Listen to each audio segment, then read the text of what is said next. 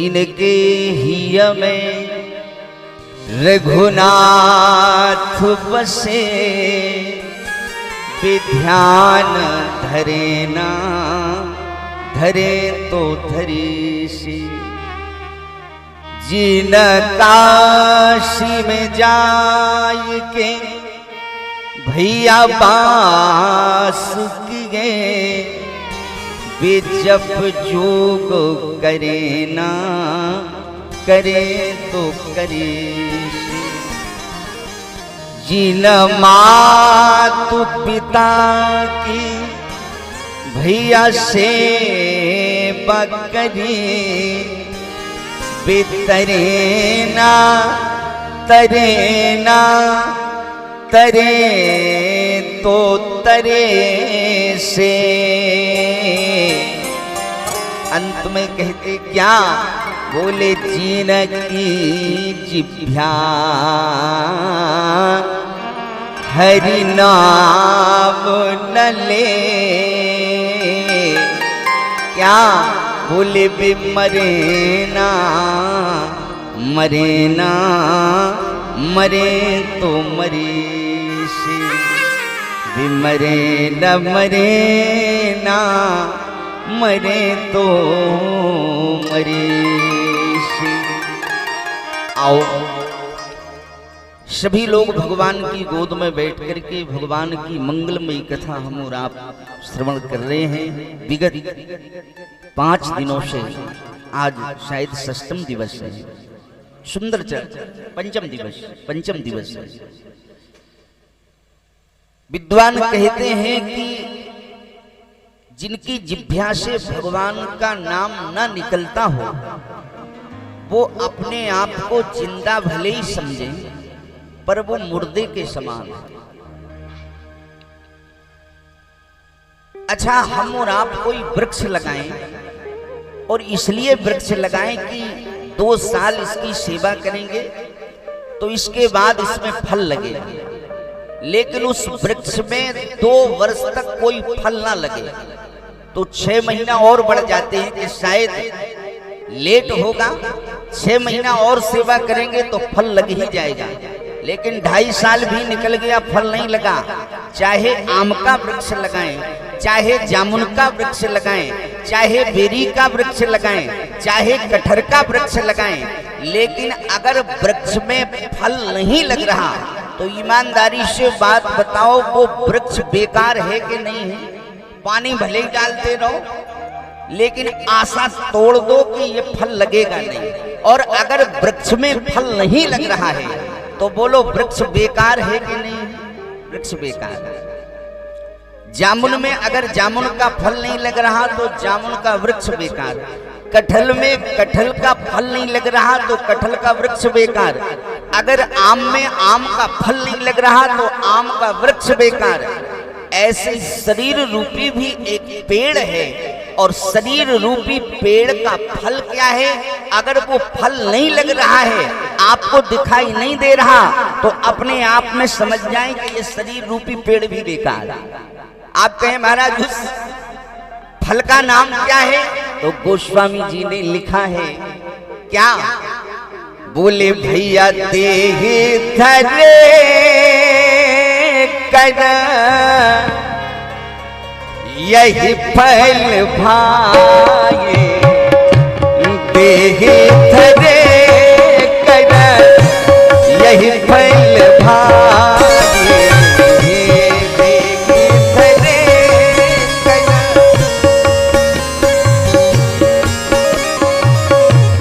देह धरे कर ये फल भाए,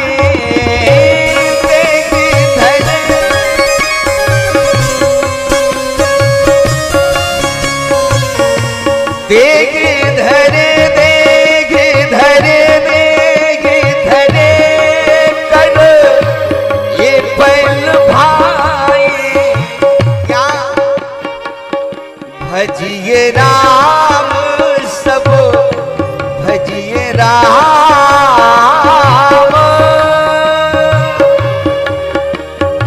राम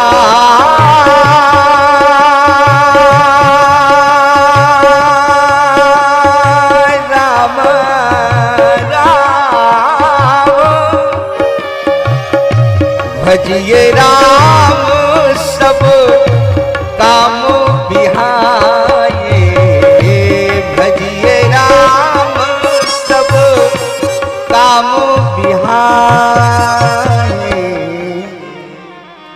देह धरे कर यह फल भाई। क्या बोले भजिए राम सब काम बिहाई, भजिए राम। अगर बार बार आपका हृदय आपका मन करता है कि हमें मंदिर जाना चाहिए, पूजा करना चाहिए, कथा श्रवण करना चाहिए, सत्संग करना चाहिए, दान करना चाहिए, धर्म करना चाहिए, तो मैं गारंटी से कह रहा हूं आपके शरीर रूपी पेड़ में सुंदर राम नाम रूपी वृक्ष लगा है और आपका शरीर धन्य है, क्योंकि देह धरे कर यह फल भाई, भजिए राम सब काम बिहाई। ऐसे नहीं कि मकान 4-4 मंजिल का बना लिया, 2-4-10 गाड़ियां ले ली, रिवाल्वर का लाइसेंस बना लिया, बस आई एम बॉस हो गया साहब। इससे काम नहीं चलेगा। याद रखो, देह धरे कर यह फल भाई, भजिए राम सब काम बिहाई। अच्छा देखो, चाणक्य नीति में एक बहुत सुंदर सूत्र लिखा है। उन्होंने कहा कि अगर कोई जैसे स्वर्ग से आया हो और स्वर्ग जाएगा तो उसकी क्या पहचान है कि ये परिवार स्वर्ग से आया है और जब जाएगा तब स्वर्ग जाएगा। तो उन्होंने लिखा कि ये 4 चिन्ह उनके परिवार में दिखाई देंगे तो समझ लेना ये स्वर्ग ही से आए हैं, और जब जाएंगे तब स्वर्ग जाएंगे, इनको कोई नरक भेज नहीं सकता। आप कहेंगे पंडित जी महाराज वो 4 चिन्ह कौन से हैं? आप अपने अपने घरों में देख लेना। अगर ये 4 चिन्ह घर के मुखिया में दिखाई दें, मुखिया में दिखाई ना दे तो दूसरे नंबर के मुखिया में दिखाई दे, दूसरे नंबर के मुखिया में दिखाई ना दे तो तीसरे नंबर के मुखिया में दिखाई दे, परिवार में 2-4 लोगों में ये गुण अगर दिखाई दें तो गारंटी से निश्चित रूप से ये कहा जा सकता है कि आप स्वर्ग से आए हैं और स्वर्ग जाएंगे। जब जाएंगे कोई नरक नहीं भेज सकता। वो 4 चिन्ह कौन से हैं लिखे हैं महाराज चाणक्य जी महाराज ने। क्या बोले? स्वर्गागता नाम भैया यही लोक जीवे। क्या बोले? चत्वारि चिन्हा निषदा बसंती। कौन से हैं वो 4 चिन्ह? बोले दान प्रसंगो मधुरा चुबाणी देवार्चनम ब्राह्मण पूजनम। पहला चिन्ह है दान प्रसंग, दान करो। तो दूसरा वाला बोला कि अगर दान ना करो तो क्या नरक चले जाएंगे? तो महापुरुषों ने कहा कि दान भी अगर ना करो तो कोई बात नहीं, लेकिन दान करने वालों का विरोध मत करो। जो कर रहे हैं उनका विरोध मत करो। अरे ठीक है, उनका तो धंधा है, वो तो कर रहे हैं।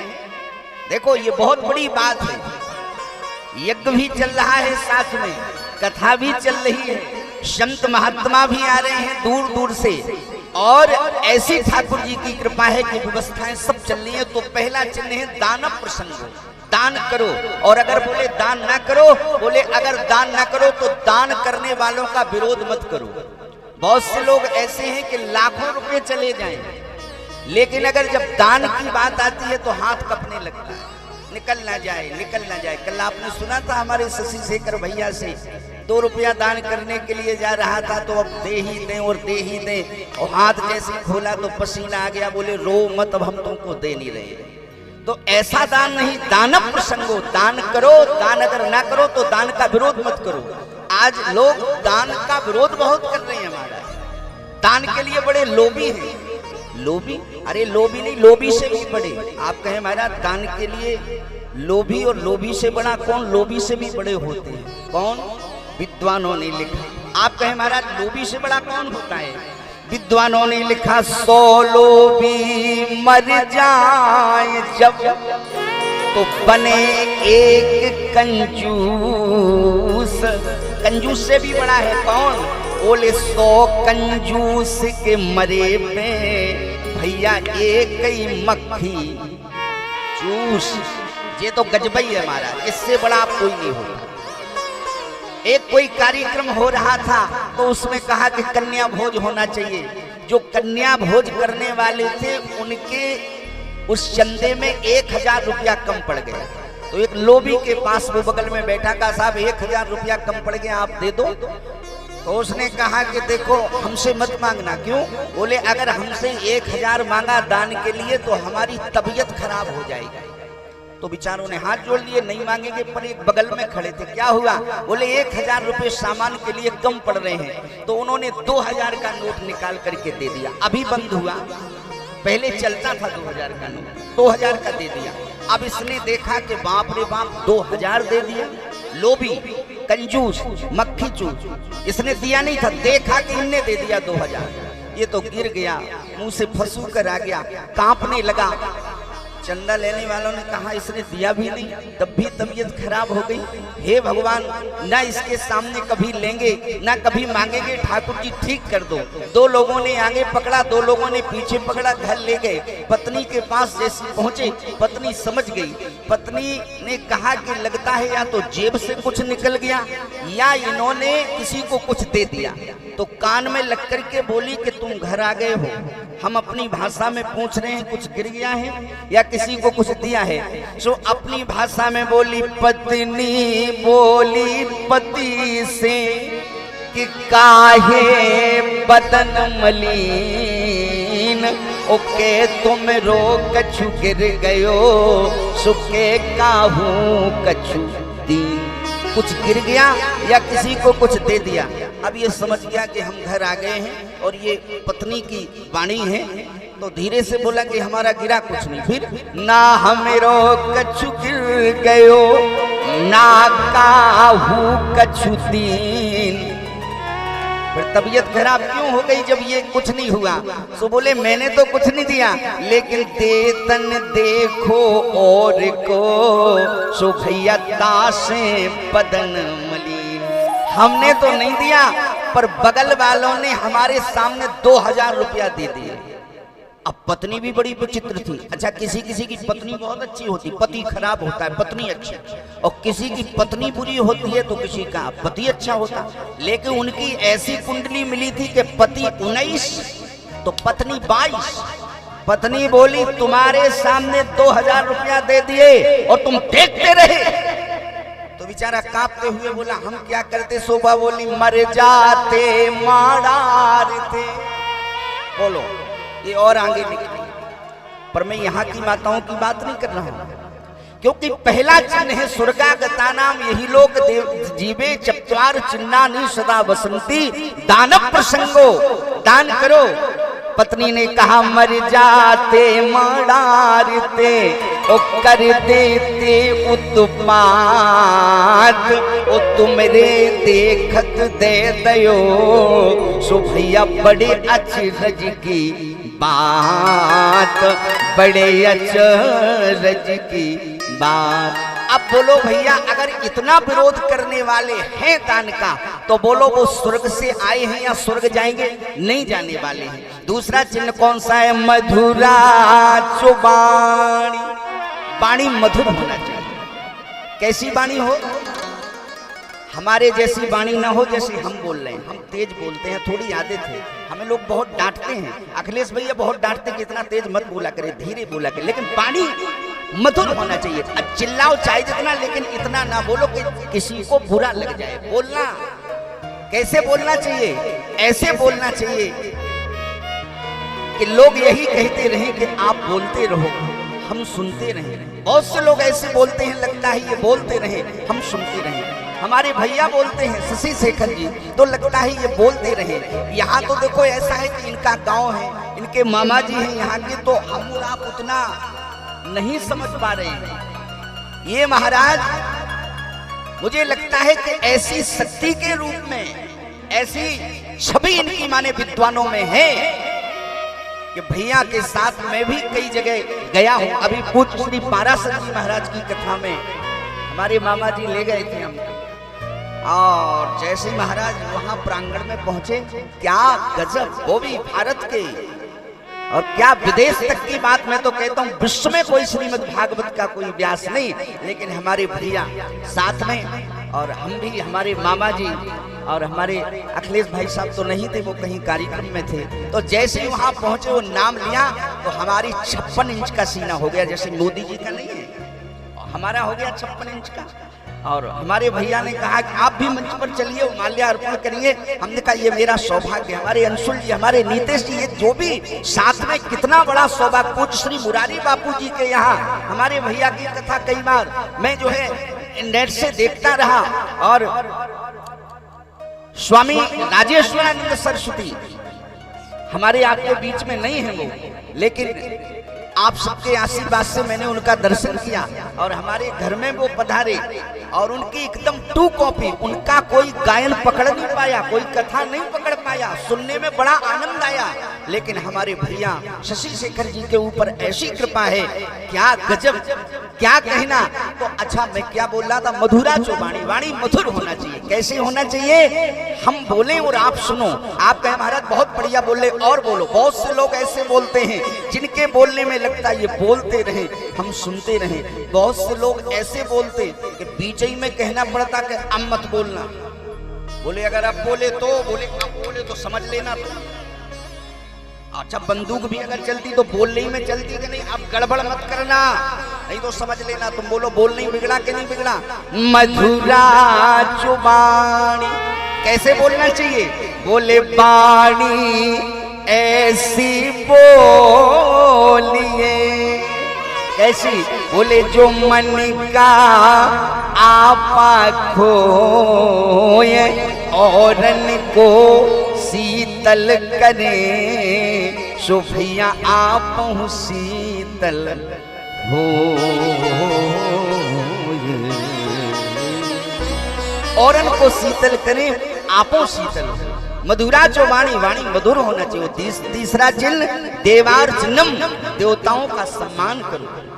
और चौथा चिन्ह ब्राह्मण पूजनंचो, जिनके घर में, जिनके परिवार में संत महात्मा महापुरुष एवं ब्राह्मणों का सम्मान होता होगा, समझ लेना ये 4 चिन्ह जिनके घर में दिखाई दें वो स्वर्ग से आए हैं, और जब जाएंगे तब स्वर्ग जाएंगे, कोई उनको नरक नहीं भेज सकता। और अगर ये 4 का विरोधी है परिवार, दान का विरोधी है, वाणी कटु है, देवताओं का सम्मान नहीं करता, महापुरुषों का सम्मान नहीं करता, तो मैं गारंटी से कह सकता हूं मरने के बाद दद्दा जी के निमंत्रणों में भले ही लिखा देना कि बड़े दुख के साथ सूचित करना पड़ रहा है कि हमारे दद्दा जी का स्वर्गवास हुआ। अगर ये 4 का विरोधी है तो स्वर्गवासी नहीं हुआ, सीधा नरकवासी हुआ है, गारंटी की बात। अच्छा, आज हर किसी के निमंत्रण में यही लिखा है, स्वर्ग दुख के साथ सूचित करना पड़ रहा है, दद्दा जी का स्वर्गवास हो गया, नरक कोई जा ही नहीं रहा, सब स्वर्ग। स्वर्ग नरक कौन जाएगा। अगर नरक की अगर आपको तुलना माने देखना है, समझना है, तो अगर ये 4 का विरोधी है, दान का विरोधी है, वाणी मधुर नहीं है, देवताओं का सम्मान नहीं करता, महापुरुषों का सम्मान नहीं करता, तो मैं निश्चित रूप से कह सकता हूं कि वो स्वर्गवासी नहीं बल्कि वो नरकवासी हुआ है। पर मेरे चकारा धाम का तो ये बड़ा सौभाग्य है, ये 4 चिन्ह हमारे नगर में दिखाई दे रहे हैं। और हमारे मामा जी के यहाँ तो कहना ही क्या, पूरे गांव में ये दिखाई दे रहा। नहीं तो मैंने कई जगह देखा है, घड़ी देखते हैं बार बार, अभी घड़ी में 10:15 बज गया, लेकिन आप लोग ऐसे बैठे हैं जैसे अभी आप आए हो। लेकिन ये भगवान की बहुत बड़ी कृपा है।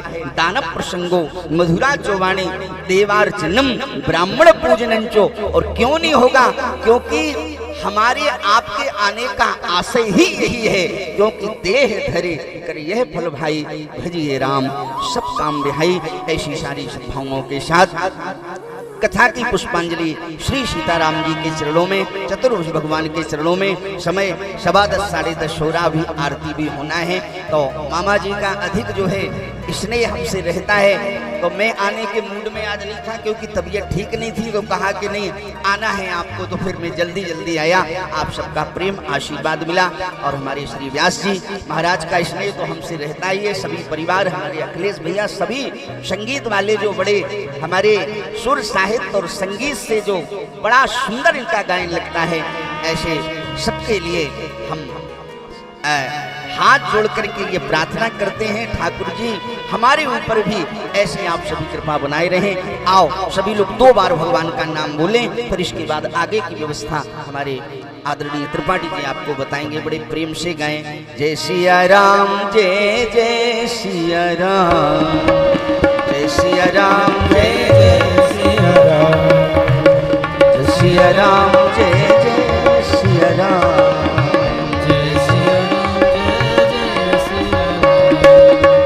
जय सिया राम, जय जय सिया राम, जय सिया राम,